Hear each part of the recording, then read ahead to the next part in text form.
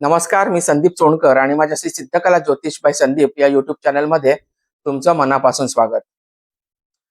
श्रावणी सोमवारी आपण महादेवाला बेलपत्र, जल किंवा दूध अर्पण करतो. पण महाराष्ट्रामध्ये या श्रावणी सोमवारशी जोडलेली आणखी एक सुंदर परंपरा आहे, शिवमूठ. एका मुठीमध्ये मावणारं थोडंसं धान्य, पण त्यामागे श्रद्धा, समर्पण आणि आपल्या मनातील प्रार्थना जोडलेली असते. मग ही शिवमूठ नेमकी काय आहे? प्रत्येक सोमवारी वेगळं धान्य का अर्पण केलं जातं आणि आजच्या काळामध्ये ही परंपरा कशी पाळावी, चला समजून घेऊया. श्रावण महिना हा भगवान शिवाच्या उपासनेसाठी विशेष मानला जातो आणि या महिन्यामध्ये येणारे सोमवार शिवपूजेच्या दृष्टीने विशेष महत्वाचे मानले जातात.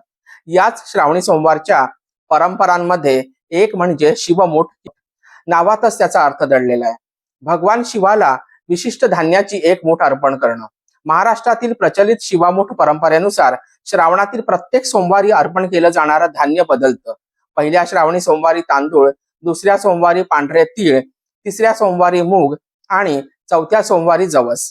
एखाद्या वर्षी जर श्रावणात 5 सोमवार येत असतील तर 5व्या सोमवारी सातू म्हणजेच भाजलेल्या धान्यापासून, प्रामुख्याने भाजलेल्या हरभऱ्यापासून तयार केलेले सातू अर्पण करण्याची परंपरा सांगितली जाते. पण इथे एक गोष्ट लक्षात घेणं फार महत्वाचं आहे की भारतामध्ये धार्मिक परंपरांमध्ये प्रदेश, कुटुंब आणि घराण्याच्या प्रथेनुसार काही फरक आढळू शकतो. त्यामुळे आपल्या घरामध्ये शिवामूठ ही अर्पण करण्याची एखादी परंपरागत पद्धत चालत आली असेल तर त्या परंपरेलाही प्राधान्य देता येईल. आता प्रश्न येतो की शिवमूठ कशी अर्पण करायची? श्रद्धेने भगवान शिवाची पूजा करा, शिवलिंगावर जल अर्पण करा, बेलपत्र आणि फूल अर्पण करा. त्यानंतर त्या सोमवारसाठी सांगितलेल्या धान्याची एक मूठ घेऊन श्रद्धेने भगवान शिवाला अर्पण करा. ओम नमः शिवाय या मंत्राचा जप करा.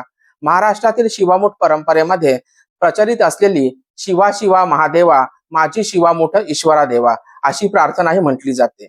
पण शिवमुठीचा अर्थ फक्त धान्य अर्पण केलं आणि इच्छा पूर्ण झाली एवढाच मर्यादित ठेवू नका. भगवान शिवांच्या उपासनेमध्ये त्याग, संयम, साधेपणा आणि समर्पण यांना महत्व आहे. आपल्या हातातील एक मूठ धान्य जर महादेवाला अर्पण करताना आपल्या मनातील अहंकार, राग, मत्सर आणि नकारात्मकताही थोडी कमी करण्याचा संकल्प केला तर या परंपरेचा आध्यात्मिक अर्थ अधिक सुंदर होईल. दुसरी महत्वाची गोष्ट म्हणजे काही पारंपरिक वर्णनांमध्ये शिवमूठ हे विवाहानंतर पहिली 5 वर्ष स्त्रियांनी केलं जाणारं व्रत म्हणूनही सांगितलंय. त्यामुळे शिवमुठीच्या वेगवेगळ्या प्रथा आणि स्वरूप आपल्याला आढळतात. यावर्षी श्रावणामध्ये तुम्ही जर शिवमूठ अर्पण करणार असाल तर केवळ एखादा चमत्कार घडेल या अपेक्षेने नव्हे तर महादेवाप्रती श्रद्धा आणि आपल्या मनातील शुभ संकल्प व्यक्त करण्याची एक पारंपरिक पद्धत म्हणून ती करा.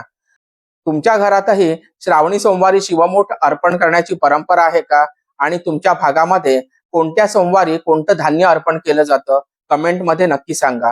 व्हिडिओ आवडला असेल तर लाईक करा, शेअर करा आणि अशाच आपल्या परंपरा आणि ज्योतिष यांच्यामधील चर्चेसाठी श्री सिद्धकला ज्योतिष बाय संदीप या युट्यूब चॅनलला सबस्क्राईब करा. धन्यवाद. जय ज्योतिष.